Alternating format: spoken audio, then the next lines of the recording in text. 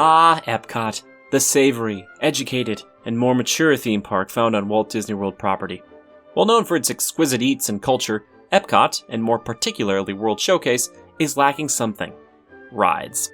I often think of certain attractions or pavilions that never made their debut here, but thought it would be a fun challenge to try and place one Disney-style dark ride at each of the existing pavilions. But first, let's lay down the ground rules. Greetings, Legionnaires! Today I'm happy to present to you this idea which sort of addresses the lack of attractions found over in World Showcase. After having an amazing dinner over in Epcot, I usually like to balance out the adult within me with just a little bit of fun. So, here are the parameters I've set for myself. I can only draw from Disney animated films. That means computer generated and hand-drawn.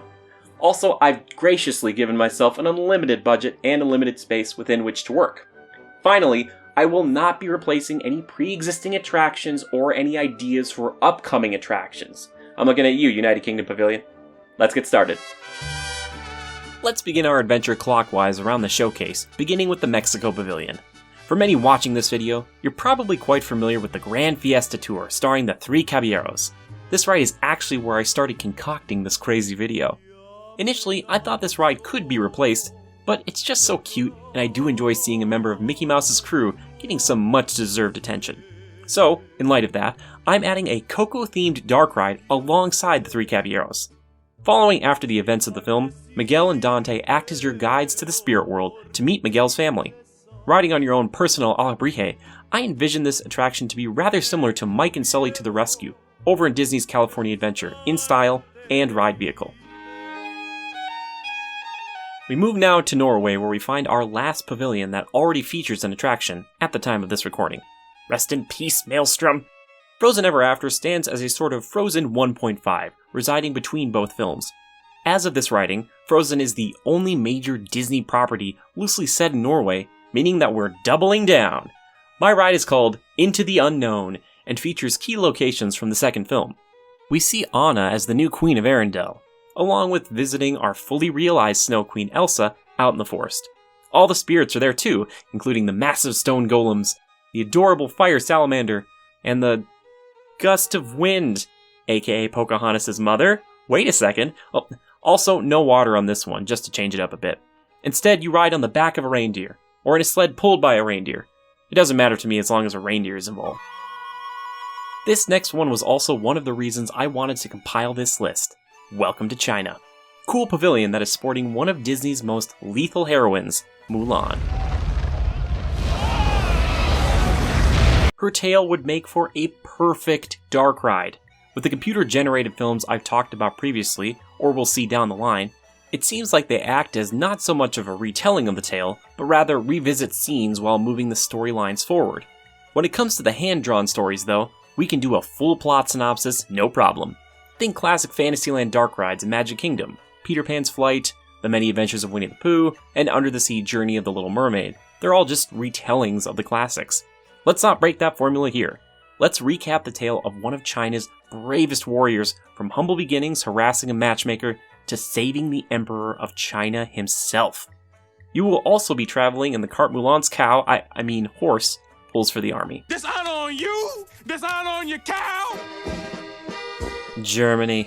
For those new here, I have a deep personal connection to this one. My German brother Sven, I miss you. Apologies. The German pavilion was actually fitted for a boat ride known, at the time, as the Rhine River Cruise. It never came to fruition, which is too bad. I love water rides. I wish they had that water ride though, but still, pretty good buffet in there. But today we are resurrecting a classic. Snow White's Scary Adventures, or Snow White's Enchanted Wish, or whatever you want to call it, is coming back with a vengeance. Now, I'm not against a new thrill ride going in over at Magic Kingdom with Seven Dwarfs Mine Train. What I was saddened by was the removal of a Disney staple. Without Snow White, we most likely wouldn't have Disneyland, Walt Disney World, and Epcot.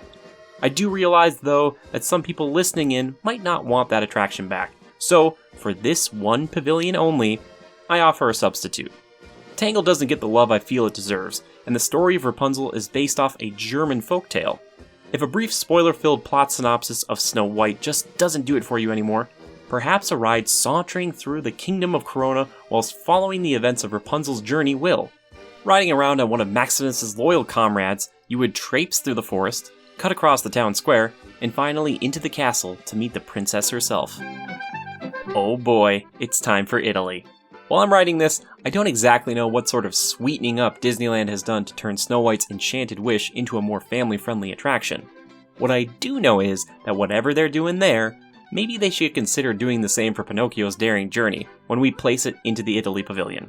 As is, that ride is pretty much a nightmare. This will be a new home. So you enjoy being back. My goodness. Oh, that's okay. Like, legit kind of got me a little bit. But I think with some tweaking, it would fit well as we journey alongside Pinocchio's 3 troubling trials. Oh yeah, and you ride in that kind of wooden cart thing that all the Fantasyland cart rides have. You know the one I'm talking about. We now venture to the American Adventure, aka the United States Pavilion, aka Welcome to Funnel Cakes.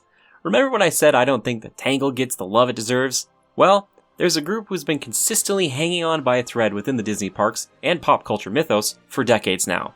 The Muppets. Yes, they have a 3D show at Hollywood Studios, sometimes a stage show at Magic Kingdom, and even a themed barbecue restaurant in this particular pavilion. However, I really do think that a dark ride featuring this ragtag crew would be adorable. In a lot of ways, the Muppets represent the American dream, along with old vaudeville-style acts. They just want to make it big, entertain the world, and meet everyone they can. The plot for this ride could really be anything, but I like to think it begins as a tour for their latest venture, the Regal Eagle Smokehouse, but quickly gets sidetracked as the Muppets are tasked with performing the American adventure due to it breaking down. You see all the ins and outs of their slapdash dress rehearsal and behind-the-scenes shenanigans.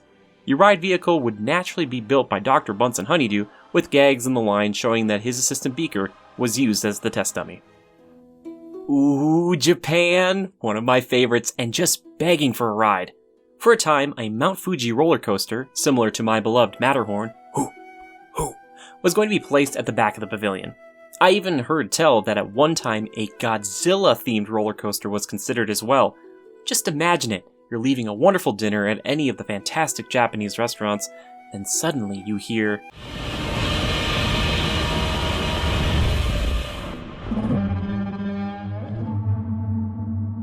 Oh my goodness, a man can dream! However, we aren't talking about what could have been, but what still could be. This one is a little out there, but stay with me, Legionnaires. Until we get a Ghost of Tsushima equivalent style film from Disney Animation Studios or Pixar, my thought is this: Big Hero 6. The fictional setting of San Francisco is a little bit of East meets West, but I think it would be such a fun world to explore alongside Hero and Baymax. Perhaps you could be getting a tour when a random villain attacks, and you are brought along for the ride. Your vehicle would be some high-tech transport created by our plucky protagonists. Remember when I talked about how China is just begging for a Mulan-based ride? Well, Morocco is just begging for an Aladdin-based ride. How has this film not been made into a dark ride? It boggles the mind. Pretty straightforward, but we hop aboard a magic carpet and bear witness to the important moments in Al's courtship of Jasmine, along with foiling Jafar's twisted plans. For a more thrilling version of this ride, just check out my wish list on the villains-themed 5th theme park I really want Disney to make. Bonjour, and welcome to France. Remy's Ratatouille adventure has beaten me to the punch a little on this one, but due to the completely inconsequential rules I've enforced upon myself, we need another attraction.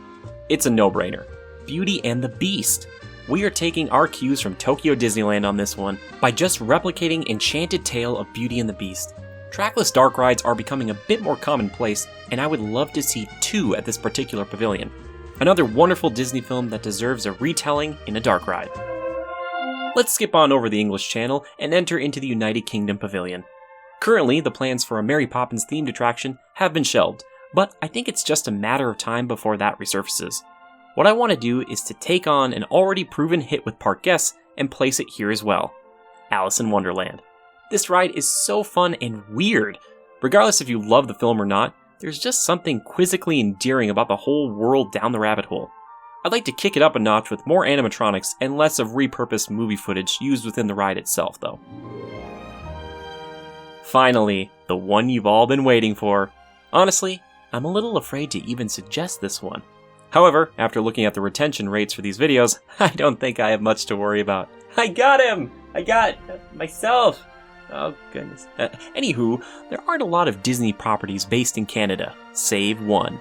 The best movie you probably didn't see, Brother Bear.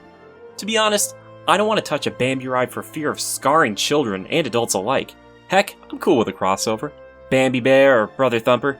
Basically, I'm looking for a fun little ride nestled back in the Canadian Pavilion that basks in the beauty of the great outdoors. Perhaps you ride on the back of one of those moose who tells you facts in a stereotypical Canadian accent. Hey Yzma, what do you think of this one? It's brilliant, brilliant, brilliant, I tell you. Genius, I say. There you have it, my little thought exercise about what properties would slot in well with the current countries found in World Showcase.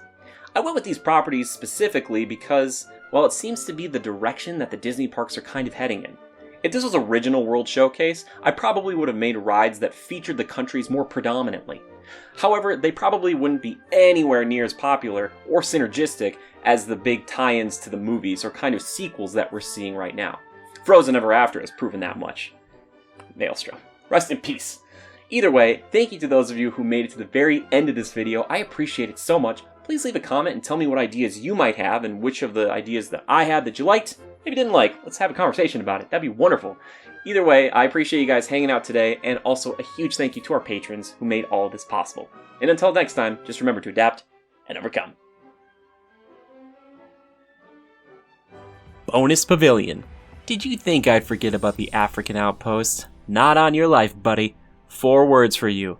Lion King Dark Ride. Come on, no brainer. People would love it.